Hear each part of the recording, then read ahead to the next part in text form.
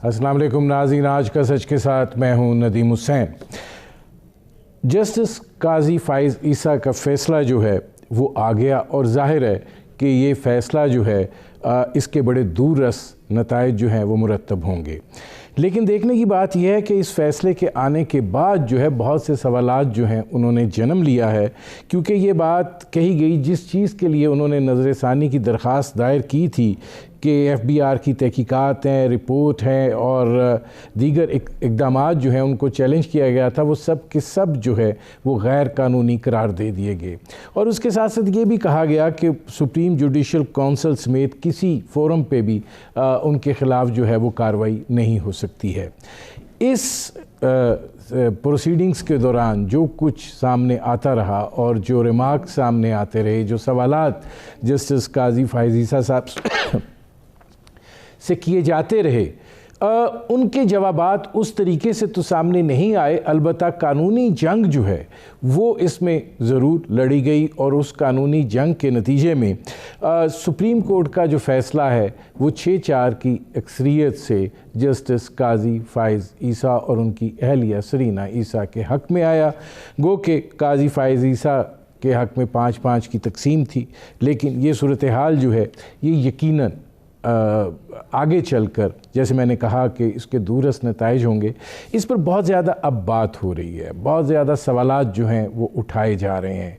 और इस हवाले से ये भी कहा जा रहा है कि क्या ये प्रेसिडेंट सेट होगा दीगर केसों के हवाले से भी, दीगर मामलात के हवाले से भी, और क्या ये केस जो है ये बतौर रेफरेंस इस्तेमाल होगा जब जब इस तरह की मुकदमा जो हैं वो आएंगे जिनके अंदर गैर मुल्की ज़मीन के ऊपर जो जायदादें हैं उनके बारे में बात की जाएगी। तो ये वो सूरत हाल है जिस पर करेंगे बात। आपका अपने मेहमानों से तारुफ़ करवाते हैं। हमारे साथ मौजूद हैं हामिद खान साहब, साबिक़ सदर सुप्रीम कोर्ट बार के। हमारे साथ मौजूद हैं जस्टिस रिटायर्ड शाइक उस्मानी साहब, मुमताज़ कानूनदान हैं। हामिद खान साहब, इस पे बात हो चुकी, कल फ़ैसला जो है वो यकीनन आ चुका, लेकिन उसके बाद बहुत से सवालात जो हैं वो जन्म ले रहे हैं।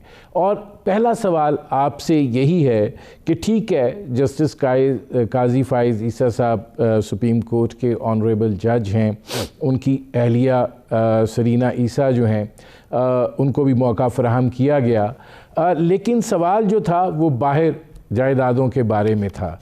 लेकिन कानूनी लड़ाई लड़ने के बाद आप क्या समझते हैं कि ये सिलसिला जो है ये एक सेट पैटर्न होगा इस नौइयत के दीगर मुकदमात के हवाले से भी?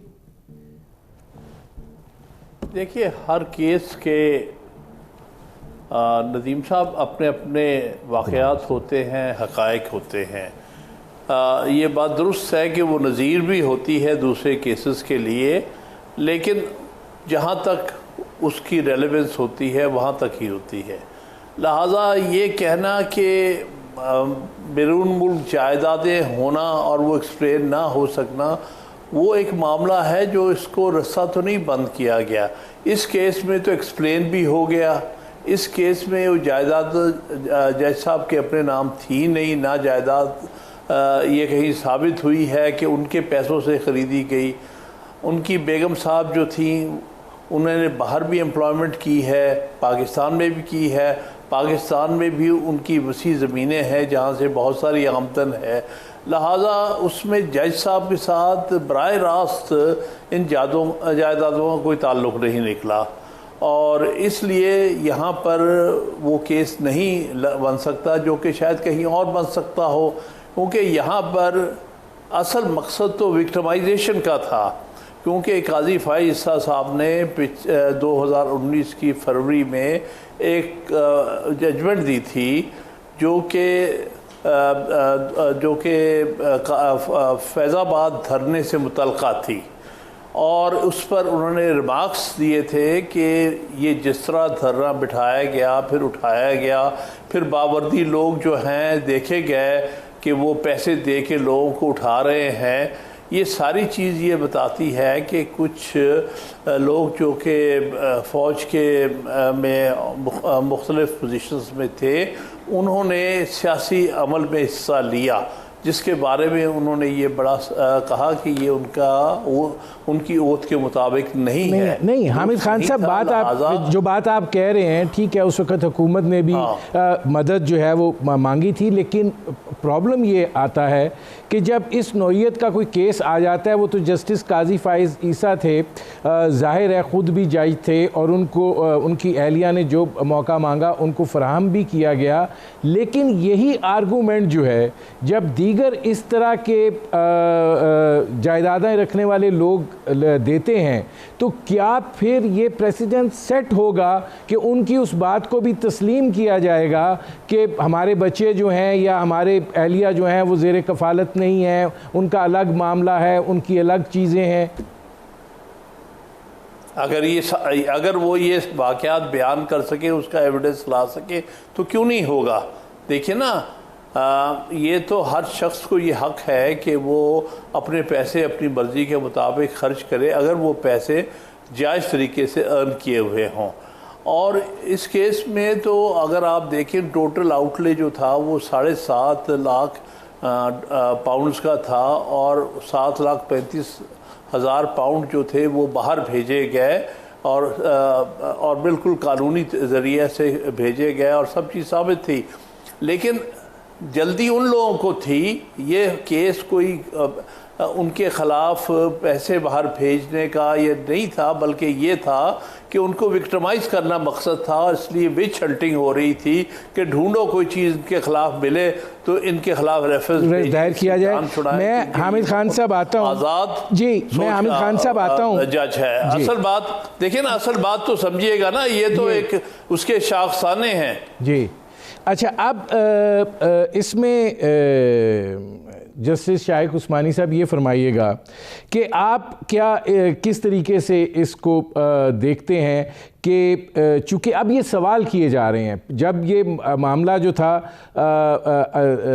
चल रहा था और उसके ऊपर अब जो बात सामने आ रही है वो ये भी है कि फैज़ाबाद धरने पर जो कुछ भी हुआ वो जो उस वक़्त की हुकूमत थी उसकी दरख्वास्त के ऊपर किया गया। जो ये हामिद खान साहब बात कर रहे हैं कि ये विक्टिमाइजेशन के तनाजुर में देखा जाए, आप समझते हैं ऐसी सूरत हाल है? देखिए, मैं तो इसको समझता हूँ कि सिर्फ कानूनी पहलू से देखता हूँ इस केस को। और जब ये रेफरेंस फाइल हुआ था काजी फाइज ईसा के खिलाफ, तो वो उसमें जब सुप्रीम कोर्ट के पास गया केस, तो सुप्रीम कोर्ट ने ये होल्ड किया कि ये बदनीयती तो नहीं कहा, लेकिन उन्होंने ये यकीनी कहा कि ये जो था प्रेसिडेंट साहब ने जो है अपना माइंड अप्लाई नहीं किया जब उनके पास एडवाइस आई थी रेफरेंस भेजने की। यानी एक किस्म का बदनीयती का लफ्ज तो नहीं किया, लेकिन बदनीयती हो गई है किस्म की। तो जब इस बेसिस पर वो सुप्रीम कोर्ट ने जो रेफरेंस था वो क्वाश कर दिया, खत्म कर दिया। सुप्रीम कोर्ट को वहां हाथ रोक लेना चाहिए था, उसके आगे नहीं जाना चाहिए था उनको, क्योंकि उनका काम तो मकसद सिर्फ था उस रेफरेंस को देखना था कि वो सही है कि नहीं सही।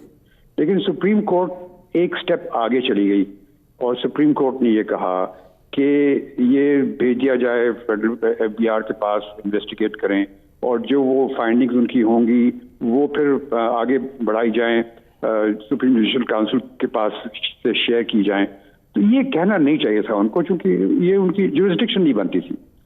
बासूरत इसकी वजह से एक रिव्यू जो सुप्रीम कोर्ट में होती है डिसीजन की, सिर्फ रिव्यू उस चीज़ पे कर सकते हैं जो कि कानूनी तौर पर गलत हो और जो साफ नजर आ रहा हो कि कानूनी तौर पर गलत था।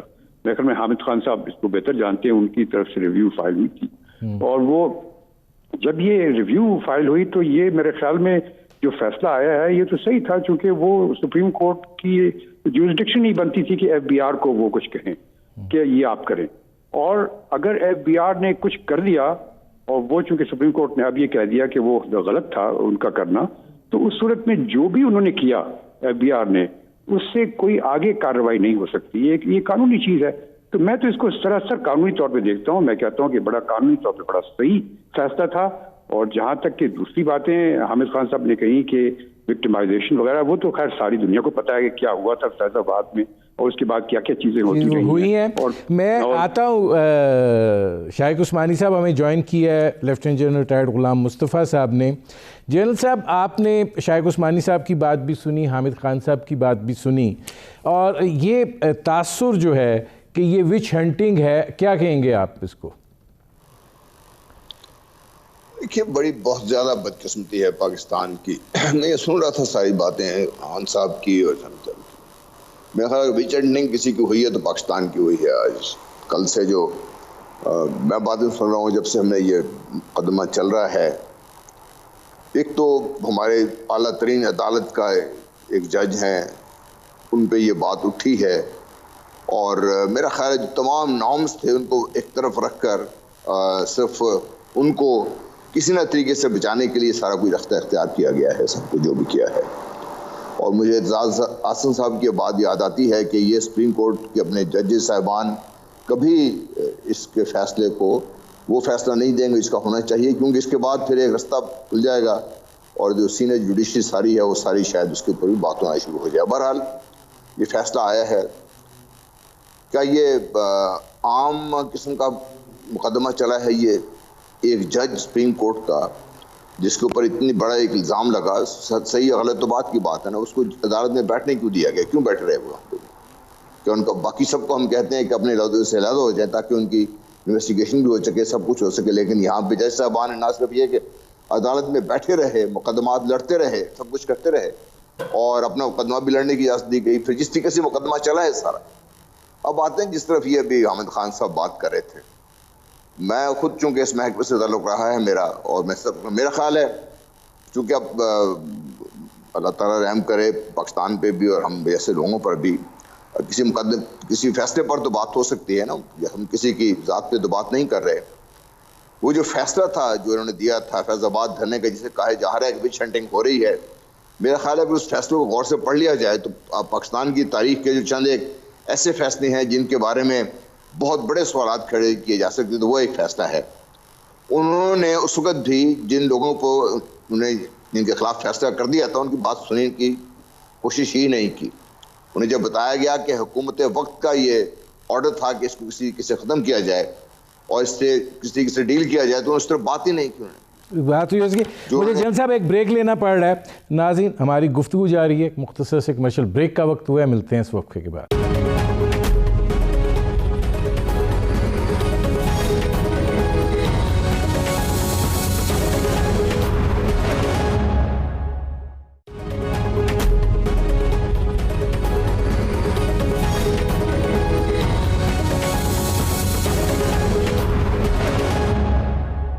Welcome back. हामिद खान साहब, ये फरमाइएगा कि अब ये जो सूरत हाल है इस पे तो बहस फिर आगे बहुत जा सकती है, लेकिन एक चीज़ मैं आपसे ज़रूर ये पूछना चाहता हूँ कि ये रेफरेंस चूँकि सदर साहब की तरफ से भिजवाया गया था, तो क्या कानूनी कनोटेशन सदर साहब पे आती हैं? देखिए, उसके बारे में तो सुप्रीम कोर्ट पिछले साल का जो 19 जून का फ़ैसला है उस पर वाज़े तौर पे कह चुकी है कि उसमें सदर साहब ने अपना माइंड अप्लाई नहीं किया। उन्होंने जैसे पीछे से रेफरेंस आया और ये कहा कि चूँकि मुझे वज़ीर आज़म की एडवाइस है लिहाजा मैं ये रेफरेंस जो है भेज रहा हूँ सुप्रीम जुडिशल काउंसिल को। उसमें कहीं पर भी ये नज़र नहीं आ रहा कि उन्होंने इंडिपेंडेंटली अपने तौर पर किसी से एडवाइस ली हो कि आया ये रेफरेंस कानूनी तौर पर, आइनी तौर पर बनता भी है कि नहीं, क्या इसमें कुछ सुकम है कि नहीं, ये बात उन्होंने की नहीं। उन्होंने जैसे पीछे से एडवाइस आई उसके मुताबिक ही आगे उन्होंने रेफरेंस भेज दिया, जो कि अगर उसमें आइन की शिक देखी जाए तो उन पर एक ज़िम्मेदारी आयद होती थी कि वो अपना माइंड अप्लाई करें, जो भी मामलात हैं देखें इल्ज़ामात क्या हैं, क्या ये इल्ज़ामात की बुनियाद पर रेफरेंस जज के ख़िलाफ़ होना चाहिए कि नहीं होना चाहिए, इसमें इससे पहले कोई इंक्वायरी होनी चाहिए, ये सारी चीज़ें उनको देखनी चाहिए थी, क्योंकि ये कोई छोटा कदम नहीं है। आप जब सुप्रीम कोर्ट के जज के ख़िलाफ़ रेफरेंस भेजते हैं तो भेजने से पहले आपको पूरी एहतियात करनी चाहिए और पूरी तरह अब अपनी तसल्ली। हामिद खान साहब, अब दूसरा सवाल ये है कि जो जनरल साहब की बातों से नतीजा अख्स हुआ वो ये है कि क्या इंसाफ के तकाज़ों को पूरा किया गया इस सारे मुकदमे के दौरान, क्योंकि जो उन्होंने बात की कि वो अपनी जगह पर भी मौजूद रहे, उन्होंने जो कुछ वो कहते गए वैसे वैसे वो चीज़ें जो हैं उस तरीके से होती गईं, तो क्या इंसाफ के तकाज़ों को भी पूरा किया गया? देखिए, इंसाफ के तकाज़े वहाँ नहीं पूरे हुए। जो रेफरेंस भेजने के हवाले से अगर आप पूछेंगे तो मैं यही कहूँगा कि वहाँ इंसाफ के तकाज़े नहीं पूरे किए, बल्कि कानून को गलत इस्तेमाल किया था। इसलिए तो सुप्रीम कोर्ट ने कहा है कि ये कानूनी तौर पे मेलाफाइडे है, ये मेलाफाइडे लॉ है, क्योंकि उन्होंने कानून को इस्तेमाल किया एक मकसद अचीव करने के लिए, एक जज को जो है वो विक्टिमाइज़ करने के लिए। तो ये तो ऑलरेडी साबित हुआ कि कानूनी तकाज़े नहीं पूरे हुए थे। यही सुप्रीम कोर्ट का वर्डिक्ट था। दूसरी बात ये है कि हुकूमत ने या किसी ने भी इस फैसले के ख़िलाफ़ नज़र-ए-सानी की दरख्वास्त नहीं दी, लिहाजा हुकूमत ये नहीं कह सकती है, ना सदर ना कोई और, कि इस फैसले में कोई सुकम है। अगर सुकम था तो आप रिव्यू पिटीशन डाल देते, जैसे हम वकला ने डाली थी, जैसे कि ख़ुद काजी साहब ने, उनकी बेगम साहब ने डाली थी। लिहाजा उन्होंने तो ये फ़ैसला पूरी तरह कबूल किया था जो पिछले साल आया था, और इस हवाले से, और उसमें यही कहा गया था कि कानूनी और आइनी तकाज़े पूरे नहीं हुए हैं, लिहाजा उसको क्वैश किया जाता है। अच्छा, अब शाइक उस्मानी साहब ये फरमाइएगा कि आपने जो बात की कि सुप्रीम कोर्ट ने जब इसको ख़त्म कर दिया और एक मेलाफाइड इंटेंट करार दे दिया, उससे आगे नहीं जाना चाहिए था, तो फिर जो वो उससे आगे गए और FBR वाला मसला सारा जो है वो खड़ा हुआ, उसकी आपको क्या वजह दिखाई देती है? क्या ये उस वक़्त क्या तकाजा था? देखिए, मेरे ख्याल में सुप्रीम कोर्ट उस वक्त अजीब शश व पंज में थी। एक तरफ तो प्रेसिडेंट साहब की तरफ से एक रेफरेंस आया था, बहुत कम ऐसा होता है कि प्रेसिडेंट साहब रेफरेंस भेजें, हुकूमत की तरफ से एक रेफरेंस आया था, और दूसरी तरफ ये था कि उनकी नज़र में ये बनता केस भी था सुप्रीम जुडिशल काउंसिल के लिए। तो उन्होंने एक वाई मीडिया, सुप्रीम कोर्ट अक्सर ये करती है कि सुप्रीम कोर्ट चूँकि सबसे हाईएस्ट कोर्ट है, तो वो कई दफ़ा ऐसा होता है कि सुप्रीम कोर्ट कोई वाई मीडिया ढूंढती है। तो सुप्रीम कोर्ट ने कहा कि चलें हम तो क्वाश कर देते हैं, रेफरेंस तो ख़त्म हो गया, लेकिन ये ना लोग बाद में कहें कि भाई एक आदमी जिसकी प्रॉपर्टी का मामला था वो सही तरीके से इन्वेस्टिगेट नहीं हुआ, तो उन्होंने वो FBR को कह दिया कि आप जरा इसको देख। लेकिन वो तो शाइक उस्मानी साहब अब भी नहीं हुआ ना? क्या जो आप कह रहे हैं कि प्रॉपर्टी का मामला ठीक तरीके से नहीं हुआ, इसलिए FBR को भेज दिया, FBR की रिपोर्ट भी नल एंड वाइड हो गई, सारा कुछ खत्म हो गया। नहीं, वो देखिए नल एंड वाइड कानूनी तौर पर हुई है। वो इस वजह से चूंकि सुप्रीम कोर्ट इस नतीजे पे पहुंची रिव्यू में कि FBR की अपॉइंटमेंट इस इन्वेस्टिगेशन गलत थी, तो अगर वो इनिशियली गलत थी बिल्कुल शुरू से, तो जो भी FBR ने किया वो गलत है। ये तो कानूनी चीज़ है बिल्कुल।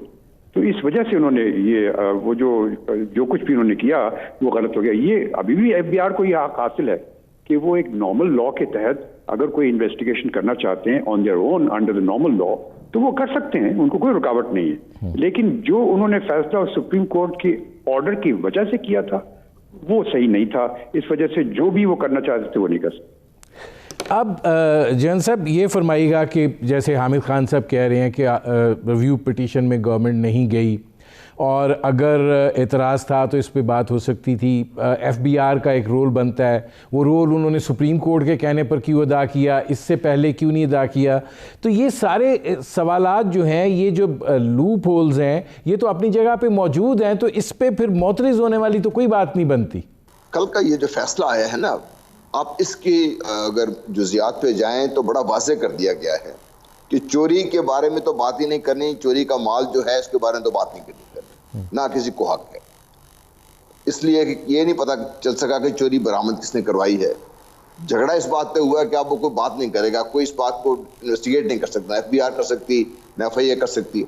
मेरा अपना ख्याल ये है कि जो रिपोर्ट्स हैं, इतने बड़े इदारे हैं पाकिस्तान के, या तो इन इदारों को ख़त्म कर दिया जाए, इनकी रिपोर्ट्स पब्लिक कर दें ताकि दुनिया को पता चल जाए कि वो शख्स जिसको हम कल जो मेरी ज़िंदगी मौत का फैसला दुनिया में तो इन्हीं लोगों ने करना है ना, सुप्रीम कोर्ट में जो बैठे हुए जज हमारे जो है, उनके ऊपर इतना बड़ा वो इल्जाम, उस तरफ तो बात ही नहीं की कोई, उस तरफ तो टेक्निकली किसी ने डिस्कस किया ही नहीं अदालतों में। बात तो यही होती रही, कभी आप सुप्रीम जुडिशल काउंसिल जा रहे हैं, कभी आप एक जगह जा रहे हैं, कभी दूसरी जगह जा रहे हैं। ये मुकदमा मुझे बताइए कि इतना ज्यादा कॉम्प्लिकेट क्यों कर दिया गया इसको? सुप्रीम जुडिशल काउंसिल में जाके अगर फैसला नहीं हो सकता था, जहां पूरी जुडिशरी, हमारी सारी जुडिशरी बैठी हुई है, तो फिर आप सब खत्म कर दें सारा कुछ। इन टेक्निकलिटीज पे सब दुनिया छुटती जाएगी। अगर FBI की रिपोर्ट सामने आ जाए, मेरा ख्याल है सब कुछ दूध का दूध पानी का पानी हो जाएगा। इस सवाल का तो जवाब देने की ना जज साहब ने ना किसी और ने सहमति की, ना इनसे किसी ने पूछा है कि ये बताइए कि भाई ये जो आपके यहाँ जितने कुछ बात हो रहे 7 लाख पाउंड नहीं 70 लाख पाउंड है, वो तो एक अलग बात है ना, ये कि भाई ये आपके पास से बरामद हुए, इसका आप बता दीजिए ताल्लुक है, उस तरफ तो बात ही नहीं गई। वो तो वहां पे जिनकी बेगम साहिबा थी, वो तो मेरे ख्याल कल या परसों भी उन्होंने कहा जी आप जज साहब जो फलाने जज हैं उनका भी आप पड़ताल कर लें, फलाना जो चीफ जस्टिस है उसकी पड़ताल भी कर लें आप। तो मामला तो दाएं बाएं घुमा के इसको खत्म कर दिया गया केस को। मैं फ्रैंकली स्पीकिंग, मैं तो हम फ्लैबरकास्टेड के हमारी जो अदालत उज़्मा है, जहाँ पे मेरी जिंदगी मौत के फैसले होने हैं, जहाँ बैठ के पाकिस्तान की तारीख के मामला को सीधा किया जाना है, अगर वहाँ पे ये हाल है, वहाँ पे एक ऐसे जज साहब को ये कहा जा रहा है कि उनको खामखा उनको क्या कहते हैं निशाना उनको बनाया गया इस वजह से, उस जजमेंट को तो पढ़ लिया जाए गौर से, खुदा के लिए उसको तो पढ़े। आप क्या बात की उन्होंने तो हुकूमत से पूछने की गवारा नहीं किया कि भाई जिन लोगों को आपने भेजा था, जिनका कहते वर्दी में मजबूस थे, किसने भेजा था उनको? वहां पे खुद चले गए थे वहां पे। उन्होंने तो खूब पूछने की कोशिश ही नहीं की कि जब ये TLP वाले लाहौर से चले तो चीफ पाकिस्तान आर्मी ने खुद बैठ के चीफ मिनिस्टर को फोन किया था कि भाई खुदा के लिए इनको रोके, यहाँ मसला बन रहा है आपके लिए। हमें हैरान को ना हैरान चीजें मसला। जैसा मैं आता हूं अब इसमें हामिद खान साहब, सवाल ये है कि सुप्रीम जुडिशल काउंसिल बेहतर फोरम नहीं था कि वहाँ पे बात होती, वहाँ पे सारा सिलसिला जो है वो होता? देखिए, अगर केस सुप्रीम जुडिशल काउंसिल के सामने आईनी तौर पे ना पेश किया गया हो तो फिर उसका यही अंजाम होना चाहिए कि फिर कोई अदालत इसका फैसला करे कि आया ये रेफरेंस कानूनी और आईनी तरीके से पेश हुआ कि नहीं। अगर वो पेश ही उस तरह से नहीं हुआ, उसके पीछे कोई अनासर ही नहीं है और उस कानूनी अनासर या आईनी अनासर को पूरा नहीं किया गया, तो फिर उनके सामने पेश करने का जवाब ही नहीं बनता। सवाल ये है कि क्या हुकूमत ने कोई प्रॉपर इंक्वायरी की थी? क्या उसमें उनकी बेगम साहब और उनके बच्चे जिनके नाम वो प्रॉपर्टीज थी उनको पूछा गया था? आपने सीधा सीधा प्रिज्यूम कर लिया कि ये तो जज साहब के पैसों से खरीदी गया होगी, पहले आप इंक्वायरी तो करके देखते। ये एक बड़ी अहम चीज़ है, बजाय इसके कि आप फैसला कर लें और सदर साहब बगैर सोचे समझे उसका रेफरेंस भेजते। कोई बेसिक इंक्वायरी तो करनी चाहिए थी इस मामले में, ताकि इतना वक्त ज़ाया ना होता, इतना सुप्रीम कोर्ट का वक्त ज़ाया हुआ, इतना कौम का वक्त ज़ाया हुआ। इसमें बुनियादी हुक्म ये था कि उन्होंने बग़ैर मुनासिब इंक्वायरी किए आइन की जो एक बड़ी ज़रूरी एक रिक्वायरमेंट थी उसको पूरा किए बगैर एक रेफरेंस भेज दिया और सारी कौम के सामने ये बात उड़ा दी कि जी फ़लाँ जज को हमने पकड़ लिया है और ये देख ले वो देख ले, और तरह तरह के चैनल्स के ऊपर इनके जो थे नुमाइंदे आने लग गए और आके जज साहब के बारे में ऐसा गलत एक तासुर फैलाने की कोशिश की, जिससे ना सिर्फ वो जज साहब बल्कि सारी सुप्रीम कोर्ट बतौर अदारे के भी उन पर भी असर हुआ है। तो मैं आमिर खान साहब, मेरे पास अब वक्त बड़ा थोड़ा रह गया, जन साहब आखिरी 1 मिनट है, आप कैसे रिस्पॉन्ड करेंगे? ये तो दोनों तरफ एक ही जैसा मामला है। देखिए टेक्निकलिटीज एक तरफ छोड़ दीजिए, मैं ये समझता हूँ कि पाकिस्तान में इंसाफ का खून हुआ है। मैं तो कहूँगा कि ये मैं I don't agree with general साहब एट ऑल। मैं तो कहता हूँ कि ये बिल्कुल सही फैसला हुआ है और इससे हमारी कोर्ट्स की इज्जत बढ़ी है, कम प्रोटेक्शन उनको मिली है ताकि वो सही फैसले कर सकें। मेरे प्रोग्राम का वक्त ख़त्म हो रहा है। बहुत शुक्रिया हामिद खान साहब, बहुत शुक्रिया शाइक उस्मानी साहब, बहुत शुक्रिया जनरल रिटायर्ड गुलाम मुस्तफ़ा साहब। नाज़रीन, आपने हमारे पैनल के शुरका की गुफ्तगू सुनी। अब तक के लिए इतना ही, इजाज़त दीजिए, अल्लाह हाफ़िज़।